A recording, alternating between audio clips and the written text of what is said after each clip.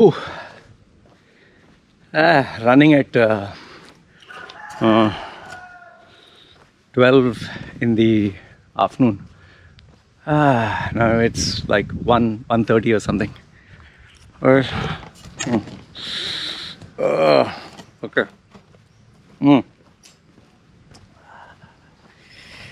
Oh, I want to talk to you about UAE expat life after 40. You must have heard this saying, right? Life begins at 40. Life begins at 40. Sometimes I used to think, life begins at 40. Why not 30? Why not 30? Why not 20? Why not 50? Why not 60? Why is it 40? I used to always think. Sometimes I felt that, people said life begins at 40 because they're already 40 years old, or they just became 40 and they want to feel good about themselves, and so they say, yeah, life begins at 40. After all, a 20-year-old will not say life begins at 40. Someone who's in their 40s only will say life begins at 40. I've never heard any 50-year-old guy say, yeah, life begins at 40. A 50-year-old guy will say life begins at 50. But nobody at 60 will say life begins at 60. Because they know my expiry date is coming. So people in their 40s say life begins at 40. But then, I just sat down and thought, why people say that? Why? Why is it that life begins at 40? There should be something, right? And I found out it's a very simple analogy. You use a little bit of logic, you can understand. Look at a person's timeline. Let's assume a person lives for 80 years. On an average, a human being lives for 80 years. So, what is the half of that? 40, right? That's one. The second reason is because if you look at 0 to 80, say 60 to 80, at the age of 60, nobody wants, you can't work, you're retired. 60 to 80, you don't have a job.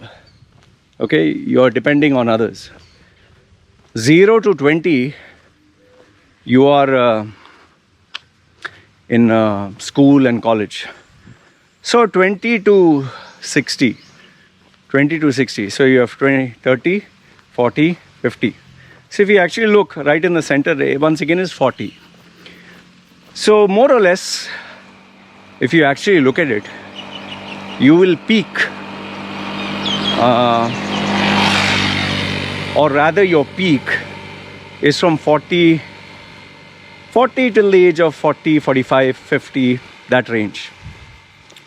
If from the age of 40 you start gathering momentum and speed, you will climb up till 650, and it's like a bike.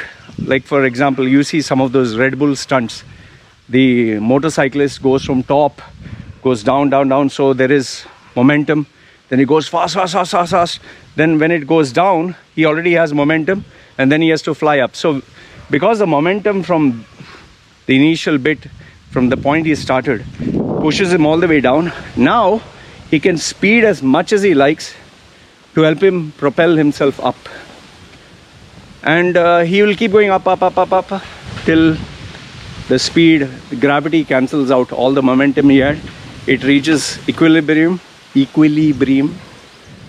and then he stagnates, stops, and from there's nothing but a fall. And once you start falling, finish. Obviously you can't go up again.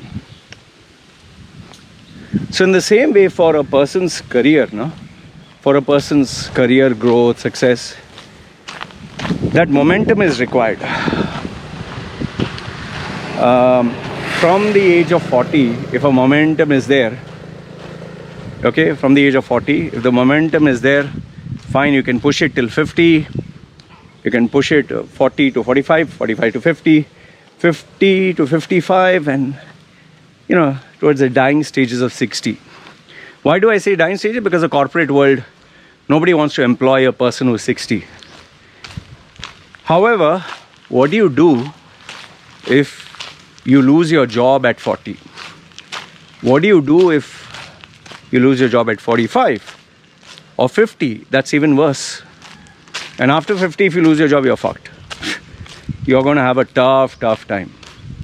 Because the corporate world considers 30 the right age to employ someone, so they can mold you. 40 is like, oh, he's already a hardened professional. 50 is like, oh shit, he's on his way to retirement. And people don't want to employ someone in their 50s because they feel the person will not be flexible, or the person's old. And 55 to 60, they look at you as nearly retired, even though you still may have many years left. So now, what do you do when you go through this age of 40 and you have all those challenges? See, the fact of the matter is, every expat who is in UAE, every expat has had that question go through his mind.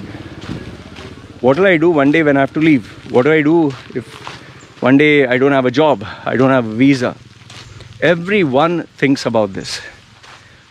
The only exception to this rule is if they're having a stable job, if they're having a good career, they're earning good money, then they don't give a fuck, they don't think about it, they are comfortable.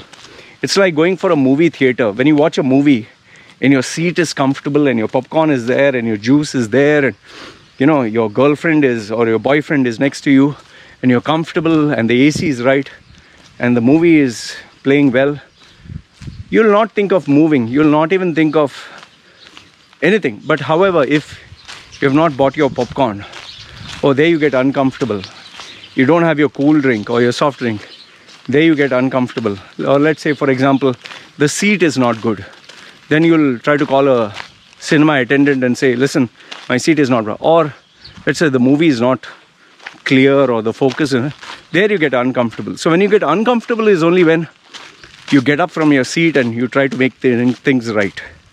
Or let's say someone is putting his legs next to your face, then you get uncomfortable, right? However, if everything is perfect, you'll sit there, you'll watch the movie, you'll not care a damn. And that is the story of most of the people whose lives are comfortable, in the sense that they have a good job, stable job, security, good salary, they're making money, they're living the dream. They'll be like, why the fuck to make a resume? Why the fuck to rebrand? Why the fuck to develop myself? Forget it, man. You know, these are a bunch of losers. They'll think they are in the perfect world. And they only plan positive things. The holidays.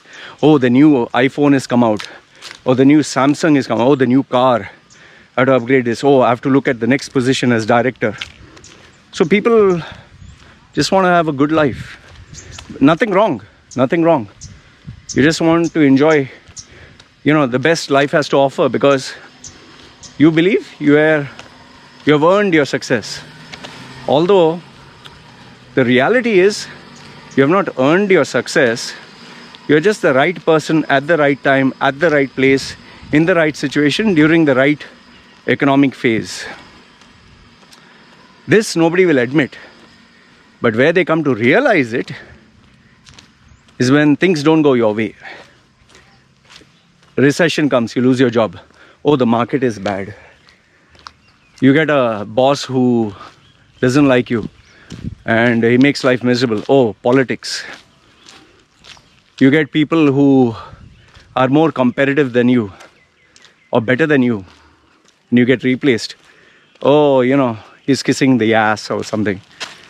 Or someone is ready to do what you're doing, but for a lesser salary. Oh, they'll use a term, me being half Malbari, I know that. They say, oh, these Malbaris, they are just trying to destroy the market. The fact of the matter is, it's not just Malbaris or Indians. Today, everyone is desperate. How many Goras I know, how many whites who are earning 35,000 dirhams, ready to work for 15. So, the only reason we feel, oh, Malbaris or Indians, because the population of India is 1 billion, You have so many Indians, so anywhere you go, you'll bump into an Indian. That's why the majority of winners of the raffle draw are Indians, because 8 out of 10 who have taken the tickets are Indians. If 8 out of 10 or 9 out of 10 were Africans or Russians, the chances of a Russian or African winning would always be higher. So anyway, the point I was trying to focus on is, when life is good, you don't think about days when it'll be bad. But then one day, something happens. One day either you lose your job, or office politics, or some shit happens. And then you begin to question life. What do I do? Where do I go? How do I get a job? Now the problem here is, at 40 you're at this critical juncture where either they feel he's not a person I can mold, or they look at you as a person who he desperately needs a job, we can negotiate. But then the problem actually happens with you. You believe that you deserve a much better job. You're still young, you're still energetic,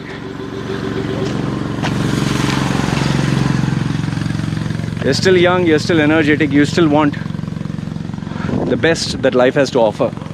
You don't want to, take a lower salary. And I can assure you this much: every individual who I've met who's at the age of 40, every individual, they have always believed that they can succeed, and they should. They are fighters, they are ready to prove, and they keep reminding themselves, see, I succeeded all these years, I'm not going to take shit, I'm going to fight it out. They have a lot of fire in them. Now that is good. You must have fire. And after all, you don't have a choice, because you have a family, you have a wife, you have children, you have priorities, you have a loan.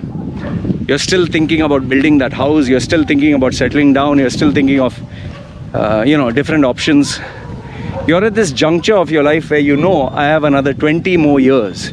20 more years where I can either do it or, it's finished. And you can't turn back the clock. You know that you can't turn back your biology. You're peaked at your physical strength. You're peaked at everything. And very soon it's only going to be decline. Your health is not what it used to be. Maybe you are an athlete, or maybe, when you're young, you fall down, you get up, you don't feel anything. Now if you fall down, you can literally get a sprain, or you can even get a fracture. Maybe when you're young, you can get into a fight and, bash your fist against the wall. I used to do that, bash my fist against the wall, practicing like Van Damme, I'm strong. Now, fuck, if I hit, by mistake, if I bump my foot against something, fuck, I literally have to limp for the rest of the day. Forget that. Getting up in the morning, someone just get up like this, you end up with a sprain or some shit. Getting up in the morning itself, your fucking, your muscles are sore, man. You get so sore, and it's, you're reminded of your age. Your joints, your health, it's not what it used to be, So given with all these challenges, now the fact is, so what do? You want to earn the best in terms of revenue, you want to earn big money, you want to succeed, but so what do? See, here the challenge is simple. If you have not reinvented yourself, if you have not learned how to market and sell yourself, if you do not know how to make money, you're going to be in deep trouble. It is less, now this will surprise you, it is less about learning the process. It is less about, why the fuck so many people are coming here, my goodness. See, have a look, there's so many people on bikes. There's something going on. Oh yeah, elections. You're trying to elect the officials. How are you? I think some election campaign is going on.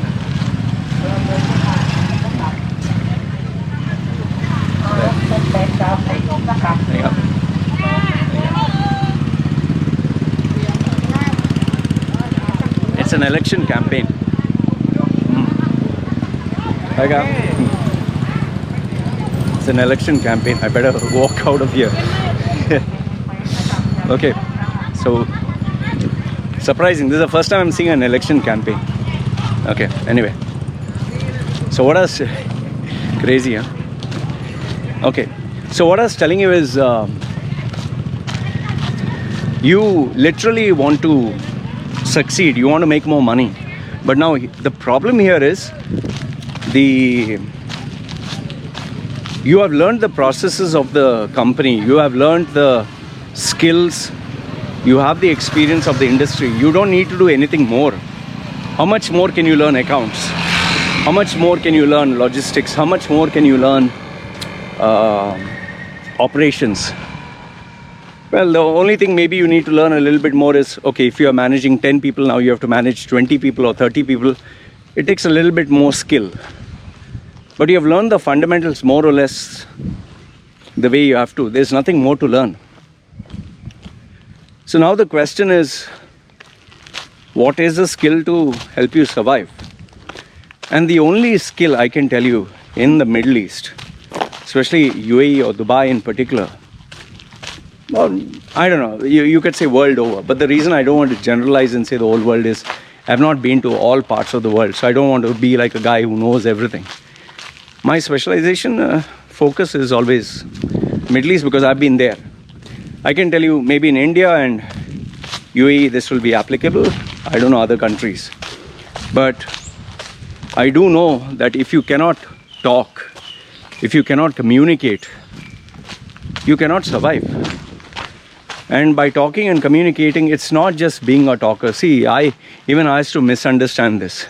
Oh, if you can talk, you can survive. No. It's not if you can talk. There are so many people who are blabbermouths, who just talk, yap. They don't succeed. They are called as empty vessels. It's not talking. It is knowing what to say. The content, number one. And second one is the delivery. And the best example I can give you is Obama. Obama was, a guy who really was amazing at communication. If you check his track record, total shit. He has done worse than any other president. Okay? But his communication was amazing. His ability to talk was simply incredible.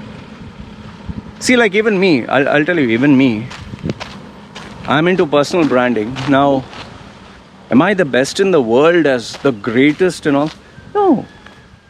I'm pretty sure there's somebody out there who's maybe much more better than me, much more. But then the question is, how am I surviving? I'm surviving because not only am I good at what I do, but I'm able to talk and market. Have you ever thought about it, that I'm staying on an island, away from civilization. I don't meet people. I don't physically interact with anyone. But still, I'm able to get business. Still, I'm able to make money. That is the ultimate form of selling, where without selling, people are buying. Without actually convincing someone, they are ready to give you the money. That is a skill you have to learn. And that is where I tell people, your resume, it has to sell for you. And your color is not going to sell. It's not just copy paste the words. It is how those sentences are framed.